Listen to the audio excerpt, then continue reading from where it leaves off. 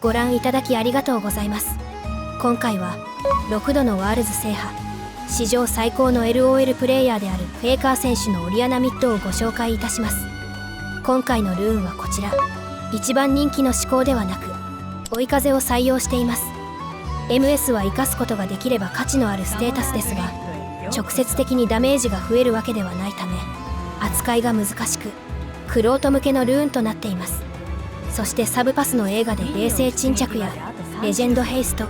切り崩しを取ることが多いのですが、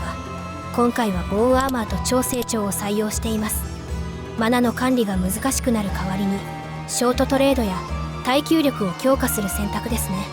この試合内で凄まじいマナ管理を見せておりましたので、ぜひご注目ください。それでは試合を見ていきましょう。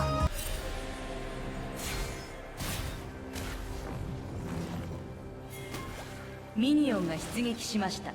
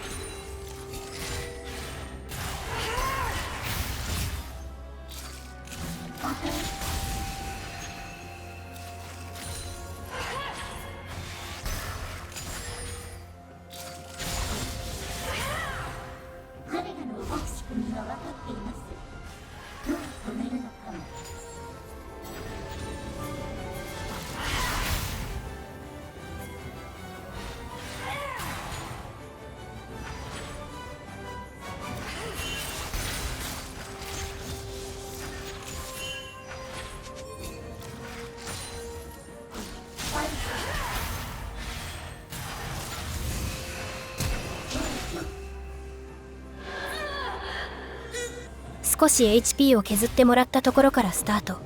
絶妙なスキルショットを当てつつスキルを避けていきます。相手は HP を失いすぎたため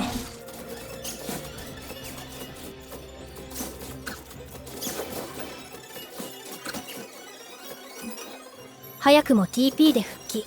少しトレードした後、誘うような位置でリコールモーションを見せます。この位置でリコールされてはたまらんとシンドラが止めに来ますが、ミニオンアグロを受けながらだったため HP をかなり失いました。 TP がないシンドラはここで有利を取らなければこの後のレーン戦は絶望的なため、心理的にキルを取りたいと少し焦るような状況。シンドラがオリアナの QW をもらいミニオンアグロを受けながら QE を当てます。 W まで命中させてから AA でお互いにフェーズラッシュを発動。あと AA 一発でオリアナはですという状況で、オリアナは E を発動させるだけのマナがありません。シンドラは一瞬後ろに下がるふりをしてフラッシュイン AA。 シンドラがタワーダメージをもらったためミニオンからのダメージと合わせて相打ちかと思われましたが、まさかの AA が届くギリギリでマナを0にしながらぴったりマナが足りて E を発動させたフェイカー選手が生存する結果にソロキルに成功しました。シンドラがフラッシュイン AA を入れた瞬間、うまいプレイヤーであればとっさにフラッシュを切り、一瞬時間を稼ぐことでマナを回復させて E をするというのが安定卓でしたが、彼はフラッシュをせずともぴったり E のマナが回復するという確信を持っていました。ウェーブを押し切ってリコール。自陣ジャングルでポッピーが襲われているため TP でカバーした後、レーン戦へ。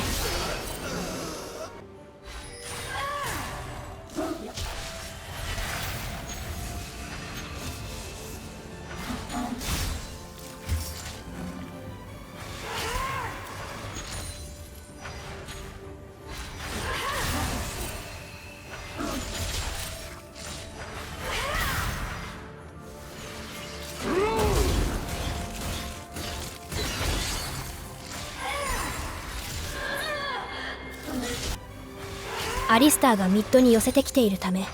スキルを使い切る形でトレードを仕掛け、明確に相手のターンを作ることで前に引き出し、スキルもかわしたためロームが刺さります。これで2キル目。サポートのロームタイミングにただ味方が来るまでスキルを温存して、来たタイミングで前に出て合わせるのではなく、能動的にアクションを起こし、相手を操るようにロームが刺さりやすい環境を作り出しました。その後スキルを避け、スキルを当て逃げるシンドラを追いかけますが、敵のビエゴが見えたため一度下がりますが、敵のジャングルが近くにいるにもかかわらず挑発するような立ち位置で誘います。さすがに舐めすぎだろとビエゴが E の中から現れ、オリアナの進路に QE をシンドラが放ちますが、ひらりとステップカバーに駆けつけたポッピーがシンドラを削っていき、最後はオリアナがフラッシュから QW でフィニッシュ。これで3キル目。一度フラッシュがない状態でシンドラのフラッシュインに捕まりデスしたものの、チームも全体的に勝ちを重ねて、サイドに出てからマナが少ない状態で再びシンドラと相まみえます。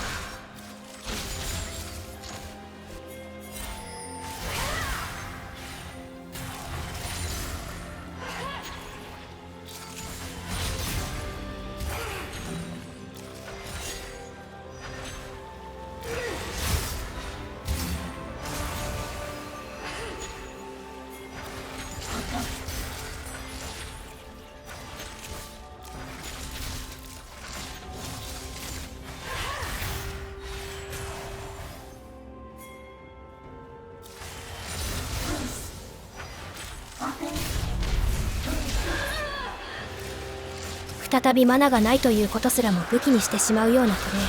マナがない状態でレーンに居座り続け、レベルが上がる瞬間に前進。 W で加速しながら詰め寄り Q から R、 最後は E と AA のダメージでソロキル。ここまで来るとスキルに当たっていたことすら HP を減らすことで相手を誘っていたのではないかと思えてきます。順調にゲームを進めてきましたが、軽く事件が。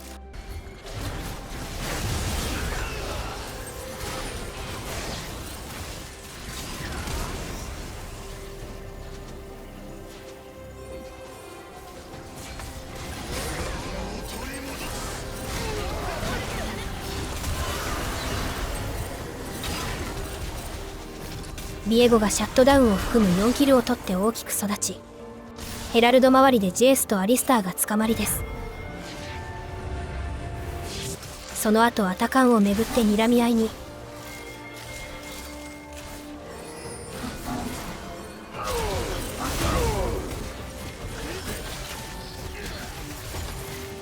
ブルーチームのタワーが破壊されました。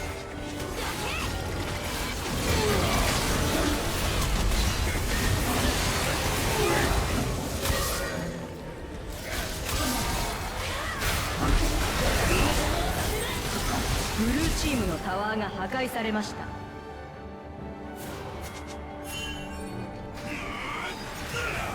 レッドチームのタワーが破壊されました。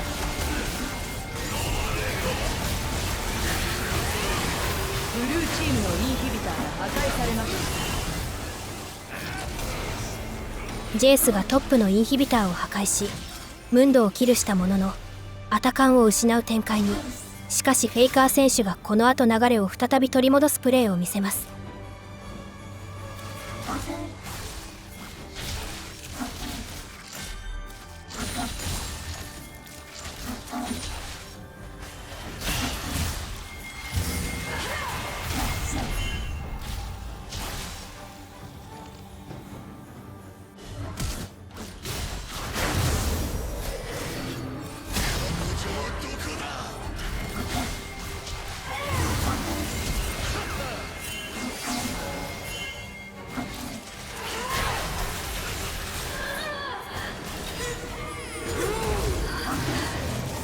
またしても敵ジャングルが近くに見えているにもかかわらず強気なポジショニング。しかも今回は味方が全員ミッドにいるのが見えているため、敵視点ではフェイカー選手が1人完全に浮いていることが分かっている状況です。ビエゴがフラッシュインで一度捕まえましたが、 R をブラストコーンでかわし逃げますが、下からシンドラがリデンプションをアリスターが発動させて、味方が寄ってきてはいますがまだ時間がかかります。このシンドラ QE をスタンを食らっているのではないかと一瞬錯覚するほどピタリと止まり避け、ビエゴのモーションを見てブッシュにフラッシュ、シンドラを倒し、寄ってきたバルスがビエゴをキルしました。フェイカー選手の真骨頂はまさにこのマインドゲーム。 TP を切らされているため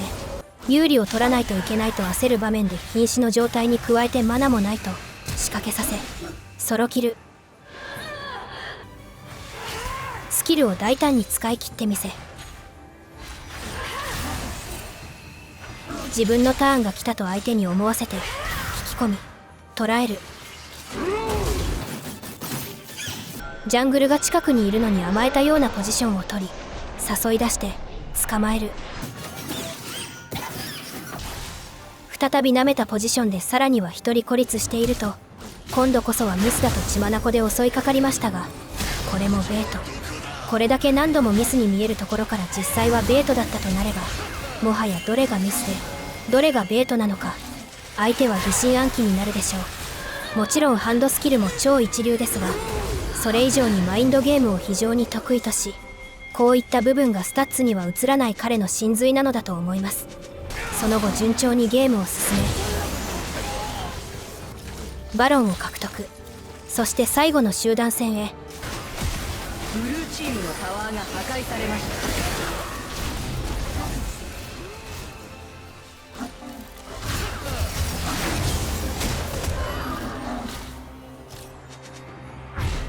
ブルーチームのタワーが破壊されました。ブルーチームのインヒビターが破壊されました。レッドチームがエースを獲得。ビエゴをゾーニングしながら敵の本体にあるだけ打ちマルチヒット。ビエゴがオリアナに組みつきますがうまくブラストコーンを使い離脱。再びオリアナにビエゴが飛びついたところ合流してきた味方と合わせてキル。